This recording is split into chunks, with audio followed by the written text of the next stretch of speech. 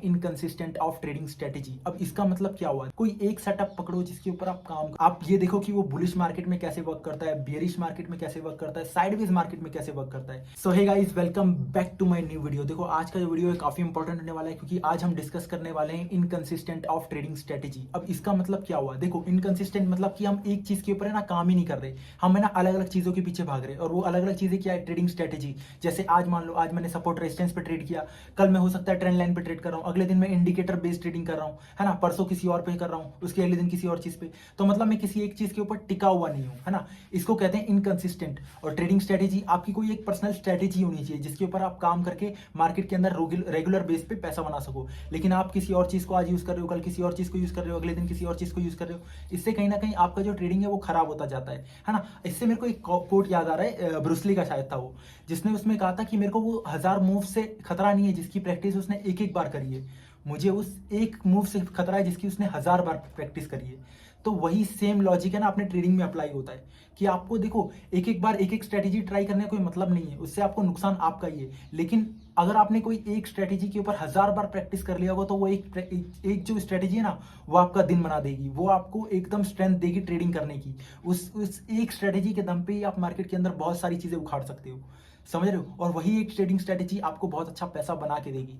तो उस एक स्ट्रेटेजी की प्रैक्टिस 1000 बार आपको करनी होगी। समझ में आया बात आपको? अगर आप ये सोच रहे हो कि मैं अलग अलग दिन एक एक स्ट्रेटेजी यूज करता हूं तो वो चीज गलत हो जाती है। कोई एक सेटअप पकड़ो जिसके ऊपर आप काम करो रेगुलर बेस पे।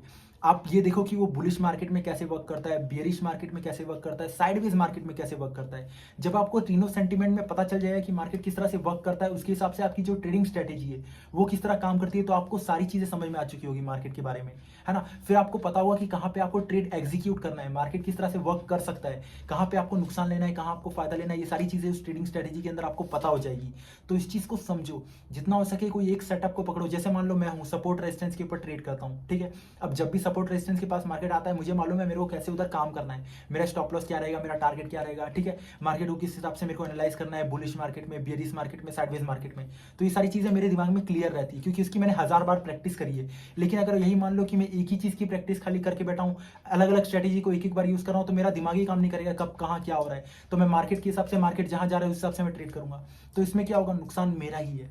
तो इस चीज को समझो, कोई एक स्ट्रेटेजी पकड़ो, उसको समझो कि कैसे वो काम करता है, बुलिश मार्केट में कैसा है, बियरिश में कैसा है, साइडवेज में कैसा है। और उस एक स्ट्रेटेजी के ऊपर है ना कम से कम 6 महीने, तो मेरे हिसाब से मान के चलो 6 महीने उस एक स्ट्रेटेजी के ऊपर प्रैक्टिस करो, उसको बैक टेस्ट करो, तो आपको पता चलेगा कि आपकी स्ट्रेटेजी कैसे वर्क करती है, राइट। उसका बैक टेस्ट करोगे तो आपको पता चलेगा कि हाँ भाई किस तरह से चीजें वर्क कर रही है। उसके बाद आप उसको रियल मार्केट में वर्क करा के देखो, तो आपको पता चलेगा कि भाई ट्रेडिंग स्ट्रेटेजी कितना मायने रखती है अगर आप ट्रेडिंग करते हो तो, ठीक है ना। तो इस चीज को समझो, बहुत ही सिंपल तरीके से बताया मैंने आपको कि ट्रेडिंग स्ट्रेटेजी कितनी जरूरी है।